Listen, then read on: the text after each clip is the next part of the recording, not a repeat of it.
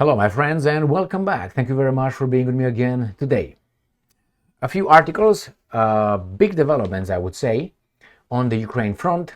We're going to have the Russians continuing their advances on Pokrovsk front and near Zaporozhye Oblast, as well as a massive attack, Russian drones again. Then we find out that some, allegedly or reportedly, some North Korean generals are in Ukraine fighting the Ukrainians. That's according to whatever intelligence services you want to use. Then we find out that the Russians will, according to the intelligence services again, that remains to be seen, increase their military budget to a never seen before number or percentage out of their budget. Then we have these guys celebrating in the democratic, independent, free country of Ukraine the elimination of the Russian Orthodox Church from Lviv Oblast. Lviv Oblast, it is the Catholic Polish side of Ukraine. So yeah, they're not fighting. No. Those guys from Rome don't fight.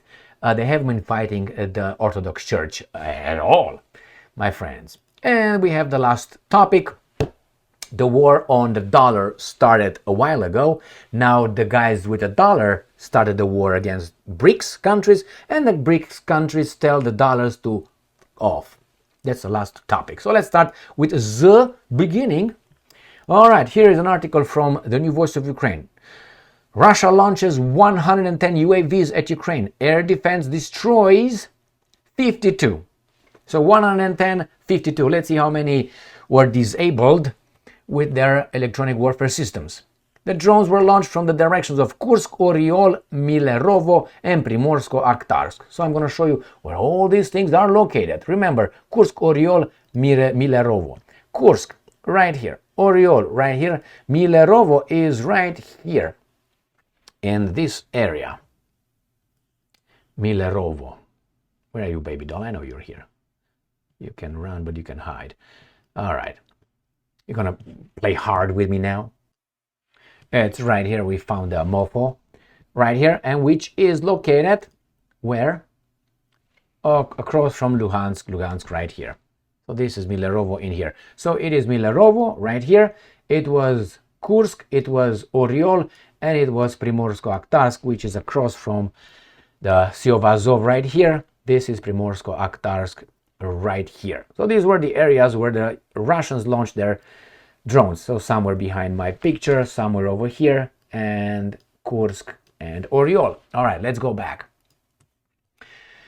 Let's see. The aerial assault was repelled by anti-aircraft missile troops, electronic warfare units, and mobile fire groups of the Ukrainian Armed Forces of Defense Forces.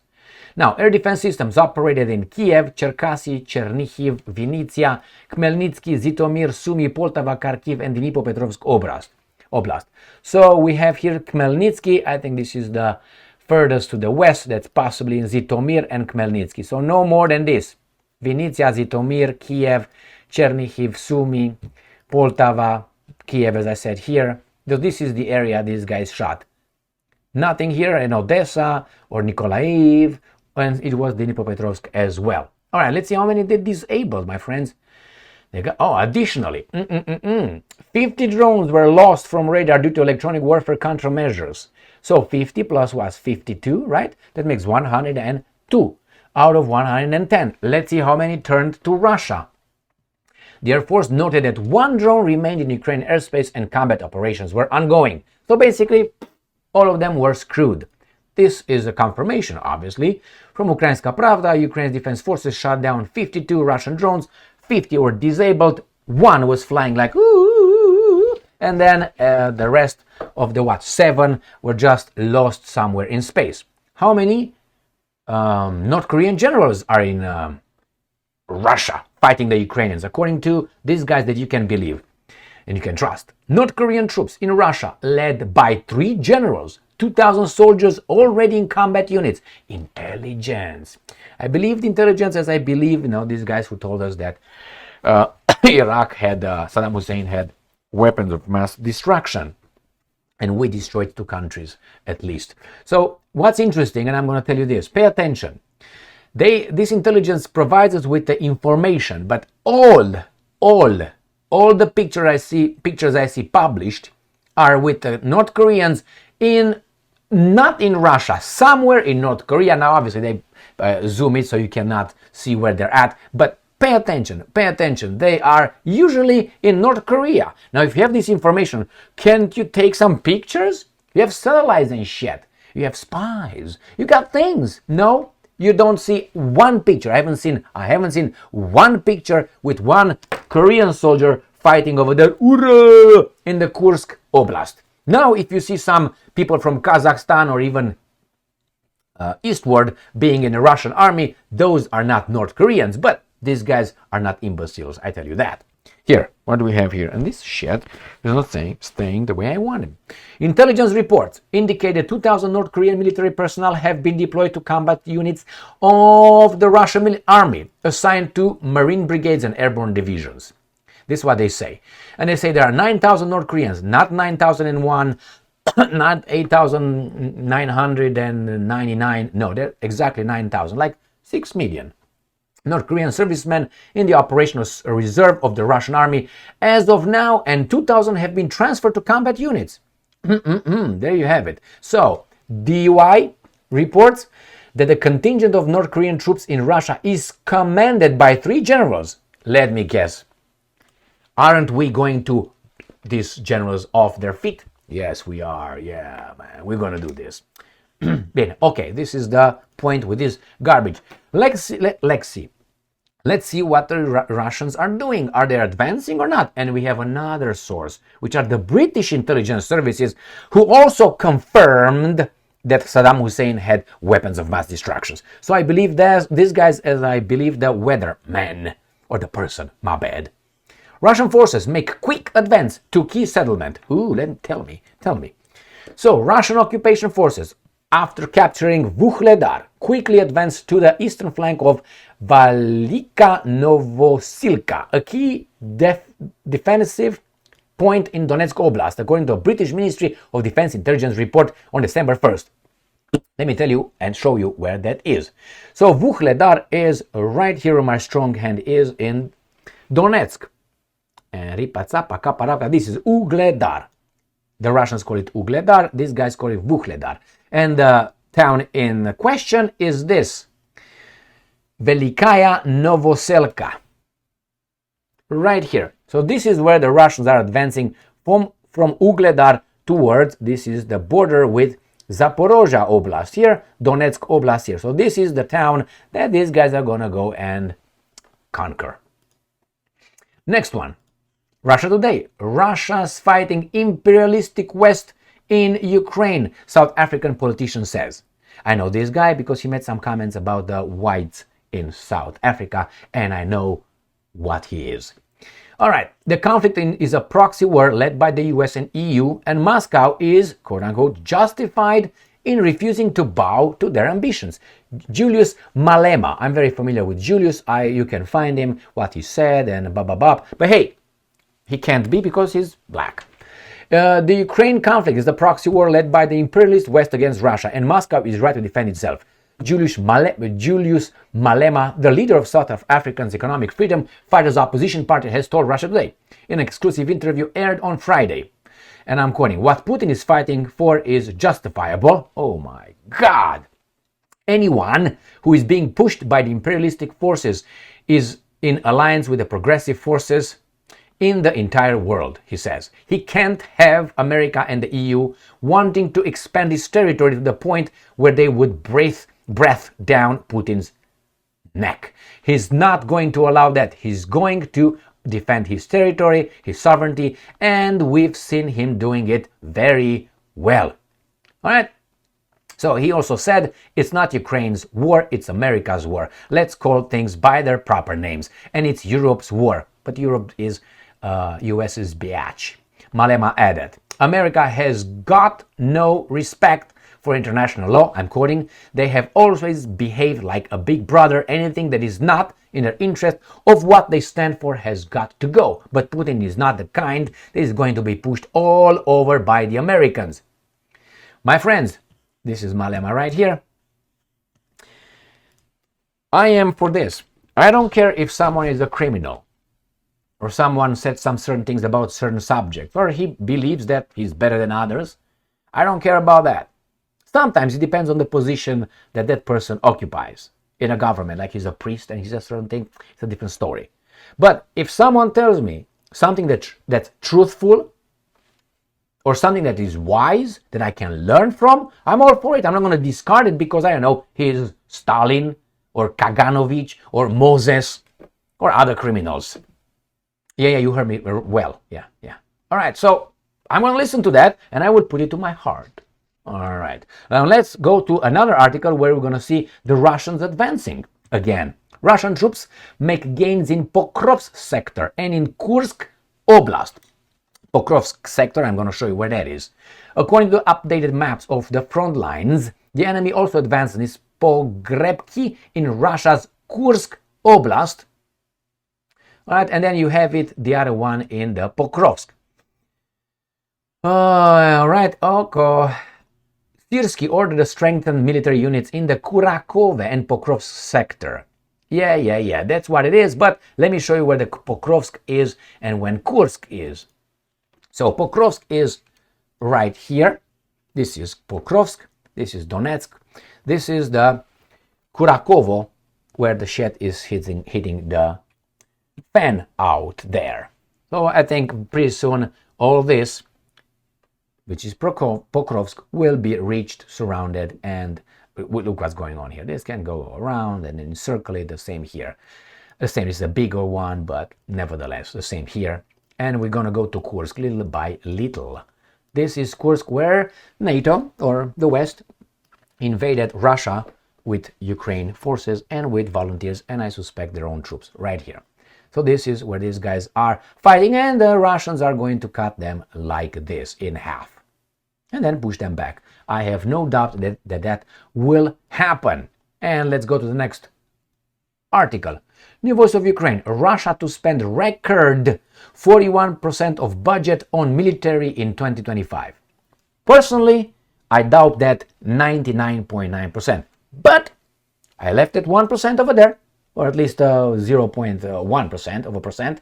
I left it over there because it could be, even though I don't think the Russians will do this, because if they do this, that means Putin is going to have a revolution in his country. That's what they say. In 2025, Russia plans to allocate up to 41% of its budget to security and defense, including law enforcement, marking a record high. However, this does not guarantee a proportional increase in military capabilities, according to a new report of the Institute for the Study of War. Never trust these guys. I told you why. Because they are owned and they are part of Victoria Nuland's little net. Russian dictator, because he's the dictator. He was not elected, he's just a dictator, but hey, Zelensky was elected 1,000 years ago. Vladimir Putin approved the federal budget for 2025 and a draft for 2026-2027. The 2025 budget allocates about 41% to security and defense, an all-time high, up from 38% in 2024. So, it's going to be a security state, it seems like. I see ISW, Institute for the Study of War, noted that while this increase is concerning, it does not necessarily translate to a direct boost in military capability. So that's garbage. Next one. These guys we are supporting who ban religious denomination. Well, it's not about the Russian church. No, it's about the Orthodox Church in the Catholic Lviv. That's it. Lviv Oblast becomes... Lviv is something that the Poles will take after all this garbage in Ukraine. I guarantee you that. Lviv Oblast, I'm 99.9%. And they should be stupid if they don't. Right here. Why? Because remember how Ukraine was created. This part here was Polish. I know, Poland wants all this. See my hand going down? All that. To the Black Sea, obviously. So, yep, they want to go down here. Why? Because at one point, all this belonged to...